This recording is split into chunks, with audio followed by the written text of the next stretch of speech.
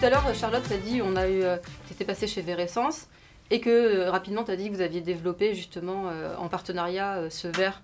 Tu peux nous raconter un peu, parce que c'est un peu la jeunesse de l'histoire aussi. En fait, ils avaient dans les cartons depuis une dizaine d'années, parce que ça remonte un peu l'époque où j'y suis passée, une technologie de verre renforcé qui en gros met une couche de polymère sur les flacons.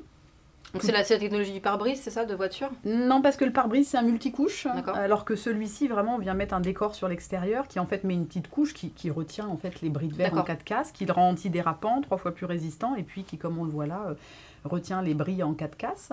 Et ils avaient ça dans les cartons, mais en fait ils l'avaient jamais vraiment passé en production.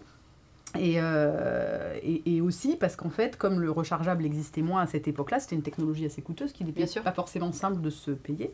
Et nous, on a dit, bah, en fait, si c'est possible de se la payer, si le flacon on le garde, en fait. Hein. Et que d'accord. donc, du coup, ça devient un objet qu'on garde. Et donc, du coup, on a développé une gamme complète de tous les produits de la famille et de la maison, au design très épuré, avec des formules ultra clean, mais aussi ultra sensorielles.